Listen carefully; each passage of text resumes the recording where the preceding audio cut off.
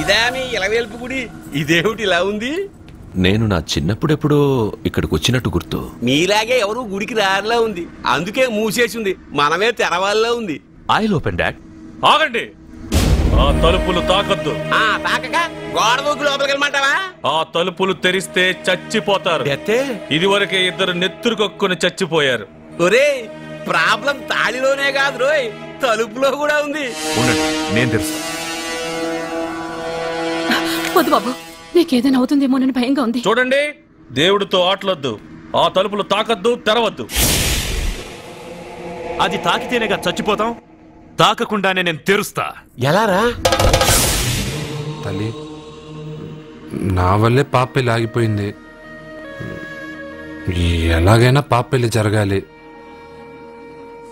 3 సార్లు అంగప్రదక్షిణ చేస్తానని మొక్కుకున్నాను. మా అమ్మాయి పెళ్లి దివ్యంగా జరిగింది.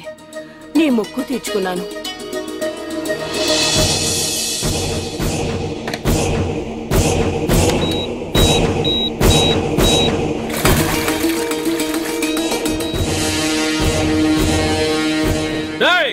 గుడి తలుపులు బాంబులు పెట్టారు, ఊళ్ళో పిలవండ్రా. పిలవడానికి ప్రయత్నించారో ఈ బాంబుతో మీ అందరినీ పేల్చేస్తాను. పండ్రా. పాపకు పెళ్లి జరగాలి, పాపకు పెళ్లి జరగాలి, పాపకు పెళ్లి జరగాలి, పెళ్లి జరగాలి.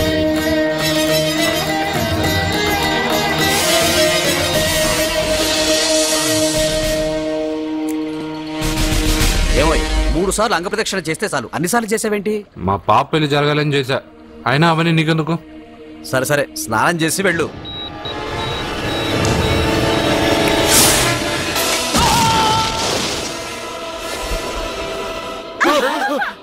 ఎవరితో ఆటలాడుతున్నారు మీరు?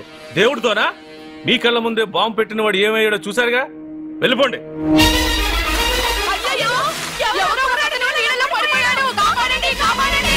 అబ్బా, ఇది యాక్సిడెంట్. వాడేదో బాంబ్ రాంగ్ హ్యాండిల్ చేశాడు, అది పేలి చచ్చాడు. సమ్ టైమ్స్ ఒక్కోసారి ఇలాంటి సంఘటనలు మూఢనమ్మకాలు కోయిన్సిడెన్స్ అవుతాయి, అంతే. అల్లుడు గారు, ప్రతిదీ మనమంత ఈజీగా తీసుకోకూడదు. అయితే మా పెళ్లి జరుగుతుంది. ఎలా? సత్య జాతకం ప్రకారం ఆమె మెళ్ళో మొదట ఎవడు తాళి కడతాడో వాడు చచ్చిపోతాడు, అంతేగా? చనిపోయేవాడితో పెళ్లి చేసేస్తే ఎక్కడ? శ్మశానంలోనా? డైరెక్ట్ గా సెంట్రల్ జైలుకి వెళ్ళి అక్కడ ఎవడైనా ఉరిశిక్ష పడ్డ ఖైదీని పట్టుకుని వాడికి నా చెల్లెల్నిచ్చి పెళ్లి చేసి వాడి కుటుంబానికి 10 లక్షలు దానం చేస్తా.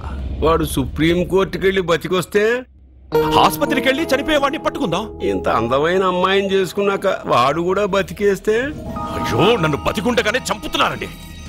అక్కడెవడో చచ్చాడు, వస్తున్నా. అర్జున్ ఏదో అయిందమ్మా. మనోడికి ఏమైంది? ఏమైంది నాన్న?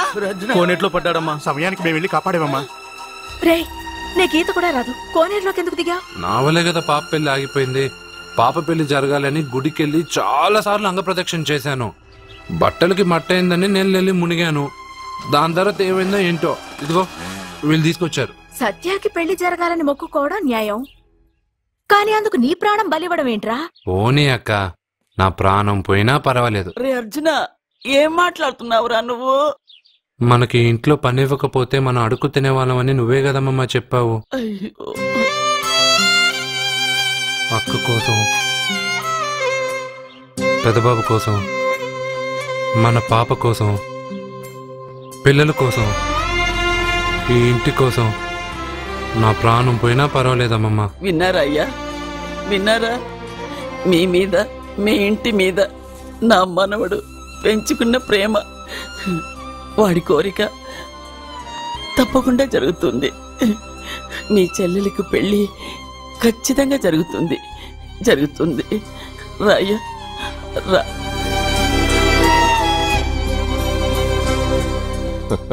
పెళ్లి కొడుకు దొరికాడు. పెళ్లి కొడుకా? ఈడీ ఉండు బాబు, నేనెళ్ళి నీకు అన్నం తీసుకొస్తాను. వద్దమ్మమ్మా, తర్వాత నేను పెద్దబాబు ఇంట్లో భోంచేస్తాను. వద్దురా, ఇవాళ ఇక్కడ తిను.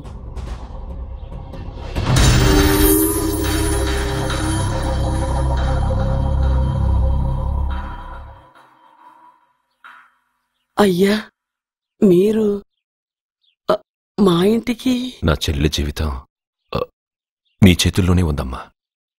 ఏంటి బాబు పెద్ద పెద్ద మాటలంటున్నారు? నాకేం అర్థం కావట్లేదు. నిశ్చితార్థం జరిగిన రోజున పెళ్లి కొడుక్కి దెబ్బ తగలడం అపశకునం అనుకోని అబ్బాయి తరఫు వాళ్ళు ఈ పెళ్లే వద్దని వెళ్ళిపోయారు. ఎక్కడున్నాడా పెళ్లి కొడుకు? నేను ఇప్పుడే వెళ్ళి వాడిని కొట్టి మోసుకొచ్చి పాప మెడలో తాళి కట్టిస్తాను. రే, నువ్వెందుకు వాడిని వెతుక్కుంటూ వెళ్ళడం? వాడికి బదులు నేనే నిన్ను వెతుకుంటూ వచ్చాను. ఎవడో ముక్కు మొహం తెలియని ఇంకొకడికి నా చెల్లెల్నిచ్చి పెళ్లి చేయడం కంటే చిన్నప్పటి నుంచి నా కళ్ల ముందే పెరిగిన అర్జున్కి నా చెల్లెల్నిచ్చి పెళ్లి చేద్దామని నిర్ణయించుకున్నాను. అయ్యా, మీరేదో తొందరపడుతున్నట్టున్నారు. లేదమ్మా, నేనన్నీ ఆలోచించే నా చెల్లెలి అభిప్రాయం అడిగి ఈ నిర్ణయానికి వచ్చాను. నా కోసం, నా కుటుంబం కోసం ప్రాణాలివ్వడానికి సిద్ధపడ్డ ఈ అర్జున్ రేపు నా చెల్లెల్ని ప్రాణ కంటే ఎక్కువగా చూసుకుంటాడు. కానీ మీ చెల్లెలు చదువుకున్న పిల్ల, వీడికి పొట్టపడిచిన అక్షరముక్క రాదు. చదువు ఎవడికి కావాలమ్మా? అయినా ఓ మగాడు ఎందుకు చదువుకుంటాడు? ఉద్యోగం చేసి 4 రూపాయలు సంపాదించడానికేగా. నా ఆస్తి మొత్తం వీడు పేరున రాస్తే వీడు కూడా పట్టభద్రుడే. పెళ్ళయిన తర్వాత తెలియనవన్నీ తెలియజెప్తే పోలా? వద్దు బాబు, వద్దు. ఈ పెళ్లి చేయడం సరికాదు. నా మాట వినమ్మా. ఇప్పటికే నిశ్చితార్థం జరిగి నా చెల్లెలి పెళ్లి ఆగిపోయింది. ఇప్పుడు దాన్ని చేసుకోవడానికి ఎవడైనా ముందుకొస్తే నా చెల్లెలి కోసం కాదు, నా ఆస్తి కోసమే. అలాంటి వాణ్ణి వెతికి చేయడం కంటే వీడికిచ్చి చేయడమే కరెక్ట్ అని వచ్చానమ్మా. అయ్యో భగవంతుడా, దయచేసి అయ్యా, తప్పకుండా ఒప్పుకోండి. వద్దు బాబు, మీరు ఇలాంటి పని చేయకూడదు. అయితే ఈ పెళ్లికి ఒప్పుకోండి. అయ్యో భగవంతుడా, నేనేం చెప్పాలో ఏం చెయ్యాలో అర్థం కావట్లేదు.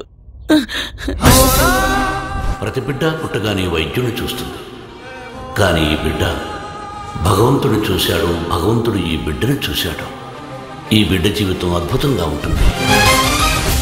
ఇప్పుడే అర్థమైంది, మా అర్జున్ ఎంతో గొప్పవాడవుతాడని.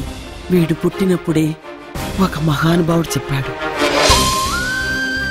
అయితే మీకు ఈ పెళ్లి సమ్మతమేగా? ఈ నిర్ణయం మీరు తీసుకున్నదో నేను తీసుకున్నదో కాదు, వాడిది.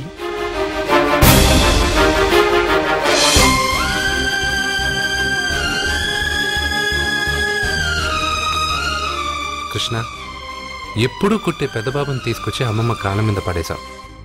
చిన్న చూపు చూసే పాపని నా పెళ్ళాన్ని చేస్తున్నా. భలే ఫ్రెండ్ కృష్ణను. వద్దండి, మహాపాపం అండి. నా చెల్లెలి జాతకంలో మొదటి మొగుడు చస్తాడని రాసింది. నా జాతకంలో పెళ్ళ నా చేతిలో చస్తుందని రాసిలేదు. జాతకంలో లేనిదాన్ని నా చేత చేయించకు.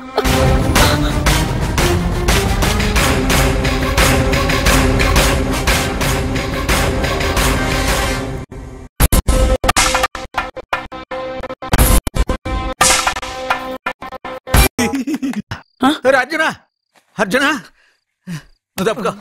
అర్జున, సత్యాతో నిశ్చితార్థమైన కుర్రాడు మళ్ళీ వాళ్ళ ఇంటికి వచ్చాడు. వాడు మళ్ళీ ఎందుకు వచ్చాడు? అడిగి ఇక్కడ పని ఏంటి? పెళ్లి ఇప్పుడేగా అయింది, వెంటనే వచ్చారేంటి? నిజమే, అబ్బాయి తొందరపడుతున్నాడు. అంటే అంటే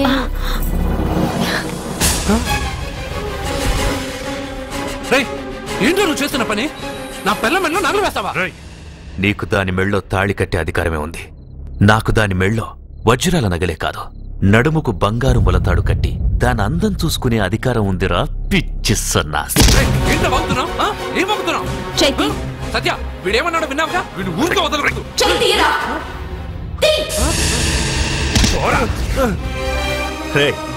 ఇప్పుడేమంటావురా? పెద్దబాబు, వీడేమన్నాడో తెలుసా? వీడనేది మీరు విన్నారంటే వీడినిక్కడే మీరు ముక్కలు ముక్కలుగా నరికేస్తారు. అతనేమన్నాడో విన్నా, నా చెల్లెలు ఏమన్నదో కూడా విన్నా. అయ్యగారు, ఏంటి బాబు ఈ అన్యాయం? మీరు నాకేం చెప్పారు, ఇప్పుడు ఏం చేస్తున్నారు? చెప్పిన దానికి చేసిన దానికి సంబంధం ఉందా? సంబంధం లేదని నువ్వే అన్నావు. అలాగే నా చెల్లెలికి వీడికి ఏ సంబంధమూ లేదు. నా చెల్లెల్ని కట్టబెట్టడానికి వీడేమైనా ఆక్స్ఫర్డ్ యూనివర్సిటీ గోల్డ్ మెడలిస్టా? హైటెక్ సిటీ పక్కన 100 ఎకరాలుందా? వీడికి నా చెల్లెల్నిచ్చి ఎందుకు పెళ్లి చేశానో తెలుసా? దాని మెళ్ళో మొదట ఎవడు తాళి కడతాడో వాడు చచ్చిపోతాడని దాని జాతకంలో రాసుంది. అందుకే ఈ పెళ్లి చేశాను.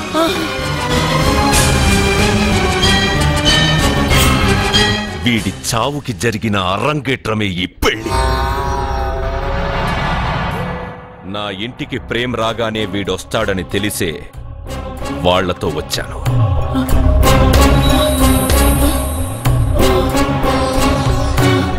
చావు వాణ్ణి వెతుక్కుంటూ వస్తుందనుకున్నాను, కానీ వాడే చావును వెతుక్కుంటూ వచ్చాడు. అందరికీ పెళ్ళయ్యాక మొదటి రాత్రి వస్తుంది, కానీ నీ మనవడికి పెళ్ళైన రోజే చివరి రోజు. వేసేండి రావండి. అయ్యో మనవాడిని కొట్టు. చెప్పండి అయ్యా.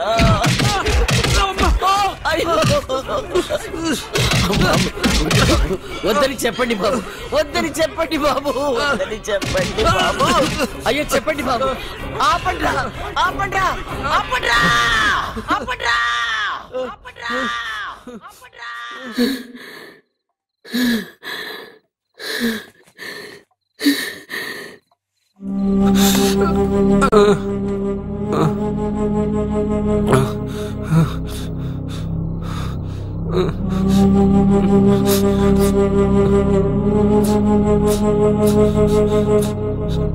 వాడు చచ్చిపోవాలి అంతేగా. అంతమందితో దెబ్బలు తింటూ వాడు బాధపడుతూ చచ్చే కంటే నా చేత్తోనే విషమిచ్చి ఏ బాధ తెలియకుండా వాడిని చంపేస్తాను, చంపేస్తాను బాబు. మమ్మల్ని వదలండి.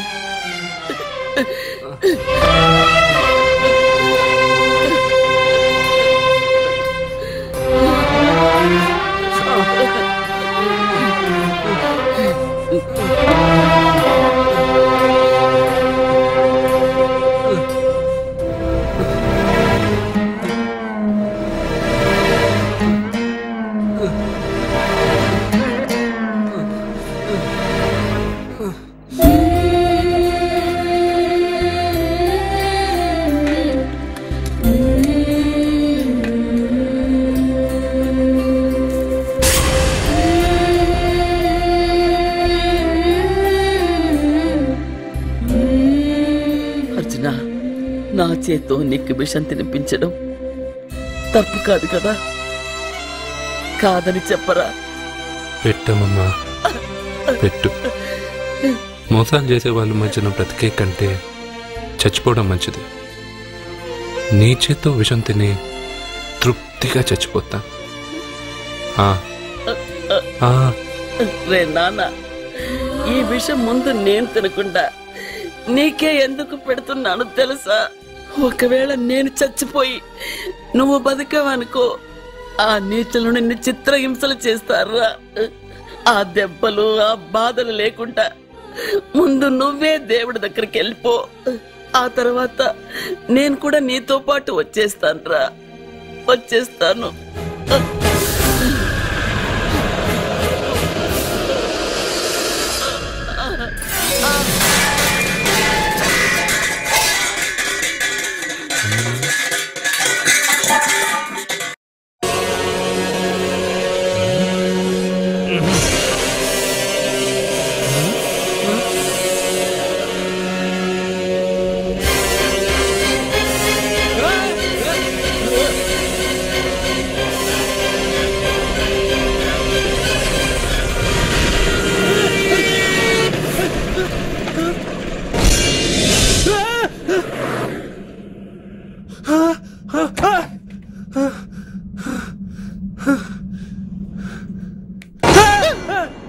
ఏమైంది?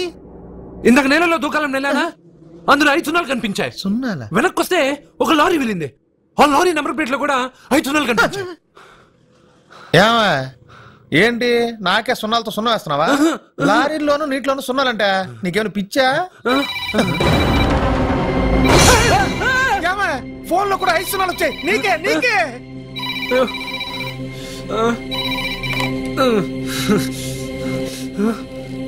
అర్జున్, ఆ ఎస్టీడీ బూత్ లో ఏం చేస్తున్నావు?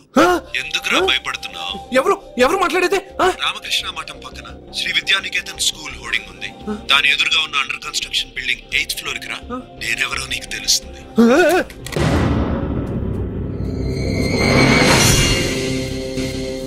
మిత్రమా, నీకు ఫోన్ చేస్తే వచ్చావు కదా, ఆయన పైనున్నారు, వెళ్ళి కలుసుకో.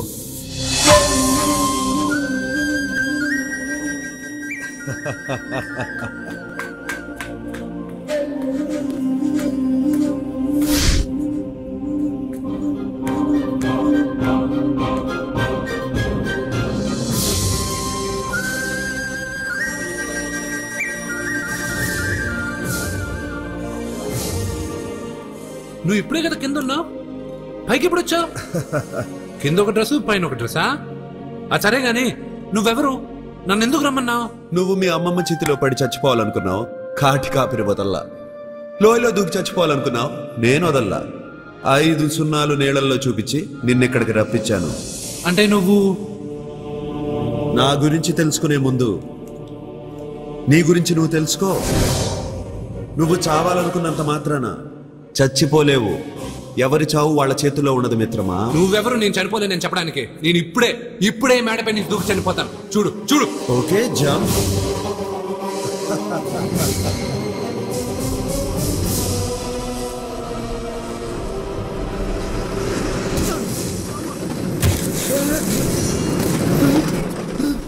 Stop stop.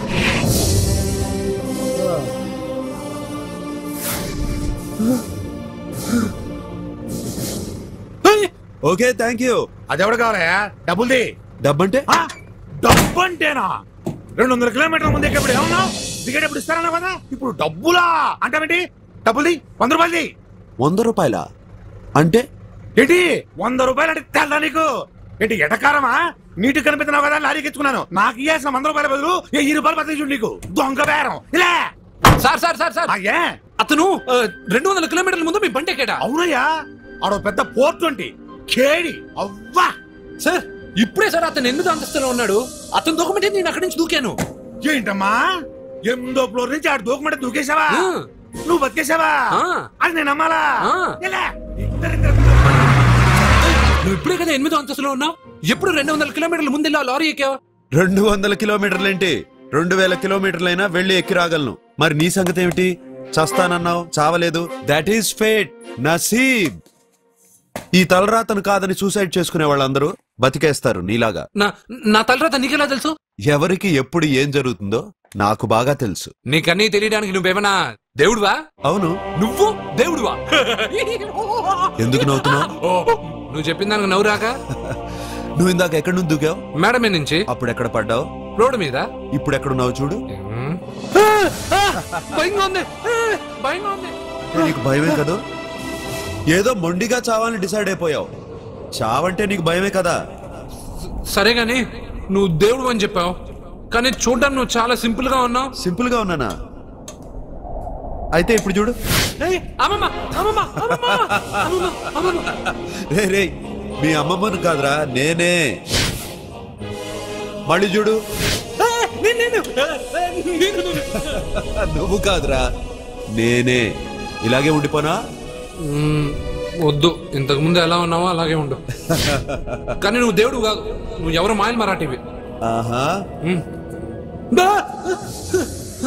అయ్యో రే రే, కంగారు పడద్దు. ఎప్పుడైనా దేవుణ్ణి చూసావా? ఎందుకు చూడలేదు? మా ఊరి గుడిలో దేవుడు తలపైన పెద్ద కిరీటం, నడుంకు ఒక చిన్న గుడ్డ కట్టుకుని ఒళ్ళంతా నగలేసుకుని ఉంటాడు. ఓ చాలా సార్లు చూశాను.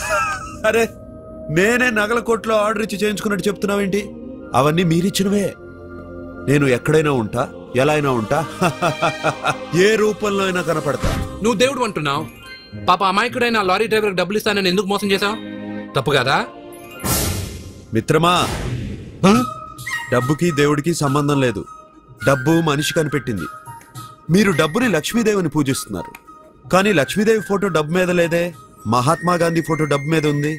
మీరు ఖర్చు పెడుతున్న డబ్బు పైన సంతకం ఆ పరమేశ్వరుడిదా, ఎవరో రిజర్వ్ బ్యాంక్ గవర్నర్ది? మీరు ఎంతో మంది దేవుళ్ళని కొలుస్తారు కదా, మరి ఆ పేర్లు రాయకుండా మీరు మాట్లాడుతున్న భాషల పేర్లు డబ్బు మీద ఎందుకు రాశారు? అలాంటి డబ్బు ఆ లారీ డ్రైవర్కి ఎందుకు ఇస్తానురా? ఇంకో వారం రోజుల్లో ఆ లారీ డ్రైవరు మీ డబ్బులో 10 లక్షల లాటరీ గెలవబోతున్నాడు.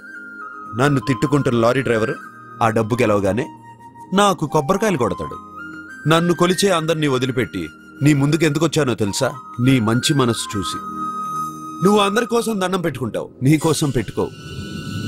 అలాంటి నువ్వు నీ భార్యని వదిలిపెట్టకూడదు, చావకూడదు. నీ ఒంటరిగా వాళ్ళందరినీ ఏం చేయగలను? నువ్వు బలహీనత ఎక్కువ ఊహించుకుంటే బలహీనుడు అవుతావు, నువ్వు బలం ఎక్కువ ఊహించుకుంటే బలవంతుడు అవుతావు. యద్భావం తద్భవతి. నువ్వు ఏది కోరుకుంటే అదే నీకు లభిస్తుంది.